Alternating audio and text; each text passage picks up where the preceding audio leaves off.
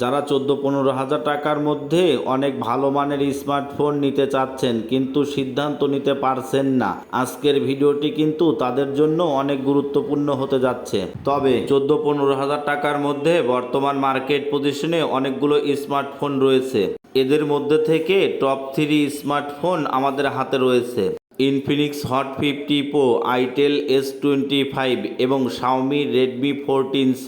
14-15 হাজার টাকার মধ্যে আমাদের হাতে থাকা টপ 3 স্মার্টফোনের মধ্যে বাজেট সেগমেন্টে বর্তমান মার্কেট পজিশনে ফোনগুলোর ওভারঅল কনফিগারেশন কোনটার কেমন হবে আজকের ভিডিওতে আমি বিস্তারিত আলোচনা করব।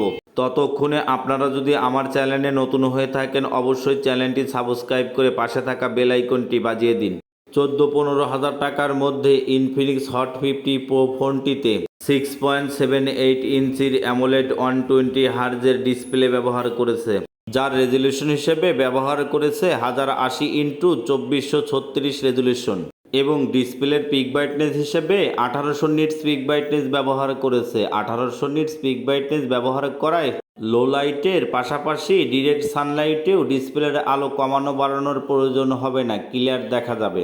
ফোনটির ডিসপ্লের কোনো ঘাটতি নাই। ফোনটির ডিসপ্লে কালারফুল, শক্তপোক্ত, শক্তিশালী। ফোনটিতে 50 মেগাপিক্সেলের ত্রিপুল ক্যামেরা সেটআপ ব্যবহার করেছে, যার মেইন ক্যামেরা হিসেবে 50 মেগাপিক্সেলের ক্যামেরা ব্যবহার করেছে। আল্ট্রা ওয়াইড অ্যাঙ্গেল হিসেবে 8 মেগাপিক্সেলের ক্যামেরা ব্যবহার করেছে এবং অক্সিলারি লেন্স হিসেবে 2 মেগাপিক্সেলের ক্যামেরা ব্যবহার করেছে। মেইন ক্যামেরা 50 মেগাপিক্সেলের অ্যাপাচার ভ্যালু হিসেবে 1.6 ব্যবহার করেছে। 1.6 অ্যাপাচার ভ্যালু ব্যবহার করায় ক্যামেরার কোয়ালিটি সুন্দর হবে এবং সেলফি ক্যামেরা হিসেবে 8 মেগাপিক্সেলের সেলফি ক্যামেরা ব্যবহার করেছে। ব্যাক ক্যামেরার পাশাপাশি সেলফি ক্যামেরাটাও সুন্দর হবে। ফোনটিতে 5000 mAh ব্যাটারি ব্যবহার করেছে, যা কিনা চার্জ করার জন্য ইনবক্সে 33 ওয়াটের চার্জার দিয়েছে। ইনবক্সে 33 ওয়াটের চার্জার দেওয়ায় ফোনে ফুল চার্জ করার জন্য অতিরিক্ত বেশি সময়ের প্রয়োজন হবে না, চার্জ দ্রুত এবং অনেক ফাস্ট হবে। ফোনটি আপডেট করা অ্যান্ড্রয়েড ভার্সন 14 করেছে এবং অপারেটিং সিস্টেম হিসেবে XOS 14.5 করেছে। ফোনটির চিপসেটের কথা যদি চিন্তা করেন, ফোনটিতে মিডিয়াটেকের হিলিও G100 চিপসেট ব্যবহার করেছে। মিডিয়াটেক হিলিও G100 চিপসেটটি আপডেট একটি চিপসেট। মিডিয়াটেক হিলিও G100 চিপসেটটি আপডেট করায় গেমিং সুযোগ সুবিধাটাও অনেক ভালো পাওয়া যাবে। আপনি যদি পাবজি, ফ্রি ফায়ার বা বিভিন্ন ধরনের অনলাইনে যে গেমসগুলো রয়েছে খেলেন, স্মুথলি খেলিতে পারিবেন, কারণ ফোনটিতে জাইরোস্কোপ সাপোর্ট রয়েছে। জাইরোস্কোপ সাপোর্ট থাকায় পাবজি গেম খেলার সময় ফ্রেম ড্রপ বা গুলি মিস হওয়ার সম্ভাবনা থাকিবে না। গেমিং পারফরমেন্সের দিক থেকে ফোনটির কোনো ঘাটতি নেই। গেমিং পারফরমেন্সের দিক থেকে ফোনটির চিপসেট অনেক ভালো এবং শক্তিশালী। তাই যারা 14-15 বা 15-16 হাজার টাকার মধ্যে ফোন দিয়ে গেমিং করতে চান তাদের জন্য এই ফোনটি অনেক ভালো একটা সাপোর্ট দিবে।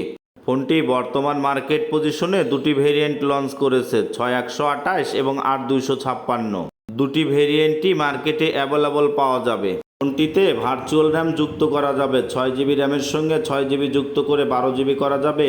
8GB র্যামের সঙ্গে 8GB যুক্ত করে 16GB করা যাবে।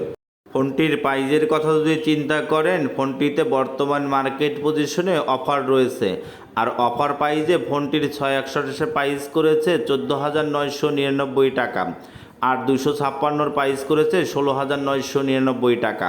প্রাইস সেগমেন্টে ফোনটির ওভারঅল কনফিগারেশন সব দিক থেকেই ভালো করেছে এবং আমাদের হাতে থাকা টপ 3 স্মার্টফোনের মধ্যে আইটেল S25 ফোনটিতে বাজেট সেগমেন্টে অসাধারণ কিছু ফিচার্স রয়েছে। ফোনটির আউটলুক এবং ডিজাইন অনেক সুন্দর করেছে। আউটলুক এবং ডিজাইনের দিক থেকে ফোনটি অনেক সুন্দর। আউটলুক এবং ডিজাইনের দিক থেকে ফোনটি হাতে নিলে যেন দেখে মনে হয় একটা আইফোন ধরে আছি। ফোনটিতে 7.3 থিকনেস ব্যবহার করেছে এবং ওয়েট হিসেবে 185 গ্রাম ওয়েট করেছে। থিকনেস এবং ওয়েটের দিক থেকে ফোনটি হালকা পাতলা স্লিম করেছে। ফোনটি লাইট ওয়েট করেছে এবং ফোনটিতে 6.78 ইঞ্চির ফুল এইচডি প্লাস অ্যামোলেড 120 হার্জের পাঞ্চুয়াল কাটআউট যুক্ত ডিসপ্লে ব্যবহার করেছে এবং ডিসপ্লের চিন বেজেলগুলো তুলনামূলকভাবে অনেক কম রয়েছে। 120 হার্জের হাই রিফ্রেশ রেট ব্যবহার করায় ফেসবুক মেসেঞ্জার ব্রাউজ করার ক্ষেত্রে স্মুথলি কাজ করিবে। ফোনটিতে 50 মেগাপিক্সেলের ডুয়েল ক্যামেরা সেটআপ ব্যবহার করেছে, যার মেইন ক্যামেরা হিসেবে 50 মেগাপিক্সেল ক্যামেরা ব্যবহার করেছে এবং আল্ট্রা ওয়াইড অ্যাঙ্গেল হিসেবে 8 মেগাপিক্সেল ক্যামেরা ব্যবহার করেছে। মেইন ক্যামেরার অ্যাপাচার ভ্যালু হিসেবে 1.6 অ্যাপাচার ভ্যালু ব্যবহার করেছে। 1.6 অ্যাপাচার ভ্যালু ব্যবহার করায় ক্যামেরার কোয়ালিটি সুন্দর হবে।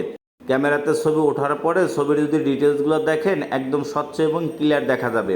ব্যাক ক্যামেরার পাশাপাশি ফোনটিতে 32 মেগাপিক্সেলের সেলফি ক্যামেরা ব্যবহার করেছে। 32 মেগাপিক্সেলের সেলফি ক্যামেরাতে ছবি ওঠার পরে ছবির ডিটেলসগুলো দেখেন একদম স্বচ্ছ এবং ক্লিয়ার দেখা যাবে, কারণ ফোনটির ব্যাক ক্যামেরার পাশাপাশি সেলফি ক্যামেরাটাও সুন্দর করেছে। ফোনটিতে ইউনিসোক T620 চিপসেট ব্যবহার করেছে। ইউনিসোক T620 চিপসেটটি আপডেট একটি চিপসেট। T620 চিপসেটটি আপডেট করায় গেমিং সুযোগ সুবিধাটা অনেক ভালো পাওয়া যাবে। আপনি যদি ফ্রি ফায়ার লাইট বা অনলাইনের ছোটোখাটো যে গেমসগুলো রয়েছে খেলেন, স্মুথলি খেলিতে পারিবেন কোনো প্রকার ঝামেলা ছাড়াই। ফোনটি বর্তমান মার্কেট পজিশনে একটি মাত্র ভেরিয়েন্ট লঞ্চ করেছে 6128, যার বর্তমান বাজার মূল্য করেছে 13,990 টাকা। আর মাত্র 13,990 টাকাতেই আপনি আপনার কাঙ্ক্ষিত স্মার্টফোনটি নিতে পারিবেন।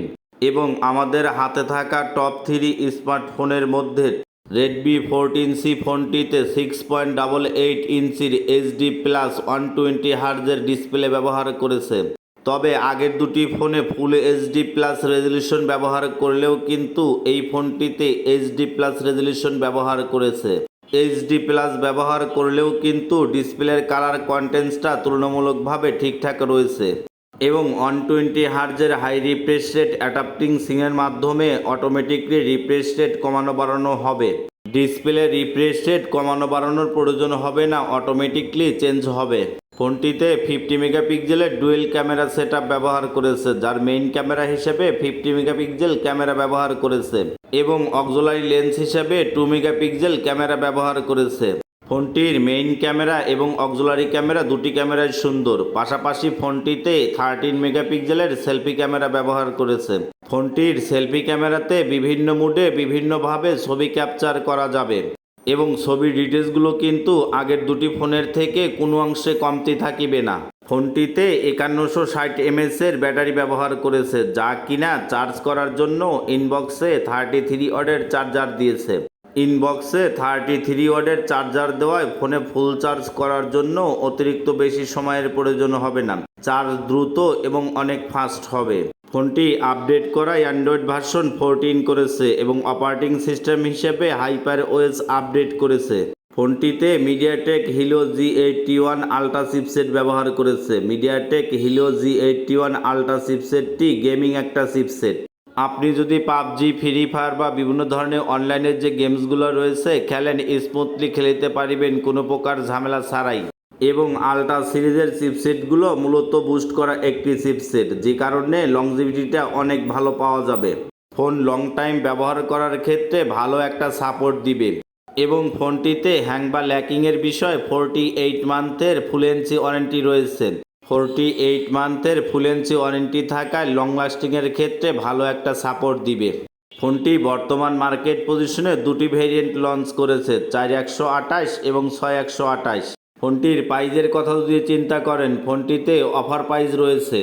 4128-এর প্রাইস ছিল 13,999 টাকা, বর্তমান মার্কেট পজিশনে অফার প্রাইজে 12,999 টাকা। এবং 6128-এর প্রাইস ছিল 14,999 টাকা, বর্তমান মার্কেট পজিশনে অফার প্রাইজে 13,999 টাকা। অফার প্রাইজে ফোনটির ওভারঅল কনফিগারেশন বর্তমান মার্কেট পজিশনে অনেক ভালো করেছে। তো বন্ধুরা, আমাদের হাতে থাকা 14-15 হাজার টাকার মধ্যে টপ 3 স্মার্টফোনের মধ্যে কোন ফোনটির কনফিগারেশন আপনাদের কাছে সবথেকে ভালো লেগেছে অবশ্যই কমেন্টে জানাতে ভুলবেন না।